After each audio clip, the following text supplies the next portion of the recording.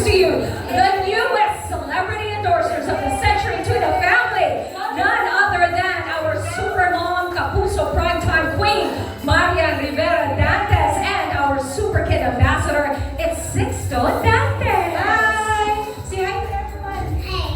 Hey! Alright, we already have them, and I think Nikki has already piqued our interest to find out what the Century Tuna Nugget is all about. So can we please bring in some Century Tuna Nugget for everybody to sample right about now? Yay! Yes, we are going to bring it. Thank you very much to Marian and to Sixto. Okay, parang napapansin ko, Marian, si Sixto may favorite na nugget. Parang sabi niya kanina, gusto daw niya yung nakasalamin. What's your favorite? So let's bring in the Century. Sabi sa'yo yung may salamin talaga. That's Sixto's favorite. He likes it a lot. Oh, there you go. We are now going to have Marian and Sixto with the Century Tuna Nuggets. Okay. Yes. Are you ready? Yes. Are you ready to eat the Century Tuna Nugget? Yes. Yes? Is that your favorite? Yes. Well, let's try. Can you eat? Yummy. Yummy! Is that crispy? Yes. Eat everything.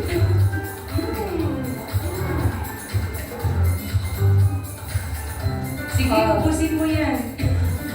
Favorite kasi talaga niya. Okay, Six, thank you. You can play now. Say bye to everyone muna. Bye, Sixto. That was Sixto Dantes. Nakakain na siya, may energy na siya, ready na siyang mag-play. Maraming salamat kay Sixto Dantes. Bago ang lahat, today is August 8, and in just a few days, somebody who is standing right next to me is celebrating her birthday. Wala talaga. Is celebrating her birthday. So let's bring in a little something from your CPFI family. Wala sa script yan. Everyone, let's all wish Marian a happy birthday. Thank you. Happy birthday to you. Happy birthday to you. Happy birthday, happy birthday. Happy birthday to you. Wow, salamat naman to my Century. Oh. Thank you. Anak, ano niya, round 2 mo na ba yan? Thank you. Can we all wish Marian a happy birthday? Let's just say it out. Happy birthday, Marian. In 3, 2, 1, go! Thank you. Alam mo, Marian, yung wish mo kanina before you blew out the candle, siguradong mangyayari. Alam bakit? It's a very special date today. 888. Oo nga. Okay. Kaya kung ano yung wish mo, guaranteed. Okay, everyone, thank you very much to Sixto. Marian, how are you today? Super happy kasi yung anak ko very excited talaga siya. Kasi invite namin yung mga classmates niya, yung mga friends niya, at excited siya na bigyan ito ng tuna nuggets para ma-experience nila yung favorite niyang baon for school. Kasi I'm sure pag nakikita nila sa pagdala-dala ni Sixto sa school, diba, parang mga kids lagi curious, ano yan? They wanna try it out. At the tray, namimigay. So at least hindi na kailangan gawin ni Sixto yun kasi nasimulan na dito. At maglalaro pa sila. Yes. Alright, Marian, for everybody here, we all know just how hectic ang schedule mo. Malamang with everything that you're doing as a super mom. Pero alam din namin na super hands-on mom ka. Can you share with everyone here kung ano yung ginagawa, favorite mong gawin para makapag-bond kayo as a family at para maipakita mo sa kanila yung pagmamahal mo? Marami kaming bonding ng mga kids at kahit busy schedule ko, hindi pwede talaga na hindi ako magtutukod talaga sa kanila ng pansin. Hindi ko talaga kaya. So talaga ini-schedule ko lahat yan, inaayos ko. Yan, gusto-gusto namin nagka-craft kami. Tapos, mga ganito, actually, sobrang gusto ng kids to. Kasi, sabi na lang guys, magandang record. Gusto ko din naglalaro sa mga ganito. Yung inner child inside ko, parang kapag kalaro ko yung mga anak ko, parang mas nabubuo yung bond namin. Mas nabubuo yung connection ko sa mga anak ko. Hindi yung nakaganyan lang ako sa cellphone ako. Nakikipaglaro ako sa kanila. At pag talo ako, minsan naaasar talaga ako. Just kidding. So, gusto ko yun. Pero pinaka-gusto ko, yung ini-involve ko sila sa mga niluluto ko. Kasi mahalaga sa akin, lalo na ngayon magpapasok ka na naman, mahalaga sa akin na yung binabao nila gusto nila. At kasama sila dun sa bonding day. So, kumbaga parang sila na yung pumipili kung ano yung ibabaon nila. Kasi kapag nakita ko, kapag sinusurprise ko sila ng iluluto ko, ibabaon ko sa kanila, parang hindi sila excited. Pero pag alam na nila, yung babaon nila, parang mas excited sila. Tapos looking forward silang kainin yun. Oh, wow. Okay. Ngayon naman, gusto ko malaman, ano yung naging experience mo nung isa-serve mo na sa kanila na, okay, kids, ito ang magiging baon niyo for today or ito yung babaunin niyo pag nagsimula na yung school. Century Tuna Nuggets. Ano yung naging reaction Ako, nila? mag-ano muna ako, mag-rewind muna ako. Ay, gusto pa yan. Actually kasi, nung sinabi sa amin to na they want 6 to at saka sa akin, na-endorse namin to, sabi ko talaga, ha? Tuna na nuggets? Aba, kakaiba ito ha. Kasi syempre alam naman natin na ang nuggets ay typical na, alam niyo yun, chicken and everything. But that's fine. Pero sabi ko, talaga ba? Tuna? Patingin ko nga, padala sa bahay. Kasi sa totoo lang sabi ko, ang hirap magpanggap na yung anak ko just for the endorsement, ilalako ko yung anak ko para lang i-endorse namin. No, sabi ko patingin. Sabi ko kay Sixto, anak, you try this one. Sabi mo sa akin kung ano o gusto mo ba o ayaw mo or wala lang.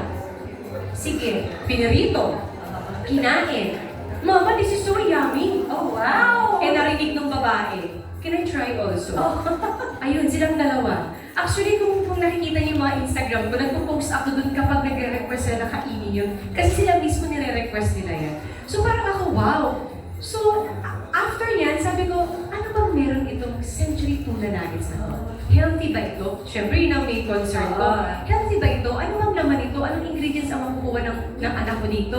Safe ba ito? Good for kids ba ito? Parang lahat ng tanong ko yung nasagot nila.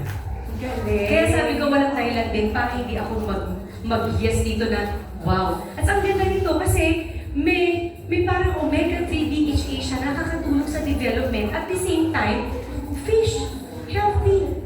Diba? So parang ang saya. At ito pa ang twist dyan. May twist? May 3 M ako kaya ako siya favorite. Oh, may 3 M. Okay, ano yung 3 M? Mura. Yes. Can you imagine, 12 pieces, 99 pesos lang. Oh, wow. Masustansya. Diba? Mura na, masustansya. Ano pa yung isang M? Masarap! Bibigyan kita ng tuna mamaya.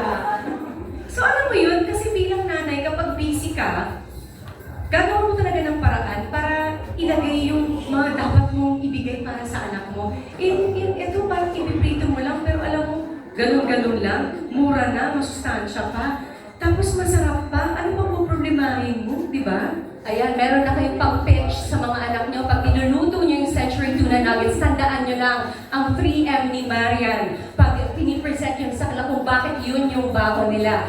Ulitin nga natin ano yung mga 3Ms. Ano yung pinakauna? Mura. Pangalawa? Masustansya. Masarap. Yan. Tapos dapat ganun din yung delivery nyo. Katulad ni Marian. Alright, you know, Marian, may tatanungin pa sana ako sa'yo na paano mo masasabing healthy talaga to. Pero dun sa 3Ms mo pa lang, nasagot mo na talaga siya. Gusto ko lang malaman, ano pa yung mga ideas mo para naman magkaroon din kami ng idea kung paano mo ipi-prepare at ipi-present. Kasi ngayon, presentation sa mga bata, importante na rin. Paano mo ipi-present sa mga anak mo yung Century Tuna Nuggets? Alam mo ano talaga yan, nakakatulong talaga pag maganda yung presentation. Pero kasi sa bahay, parang hindi ko na kailangan i-present.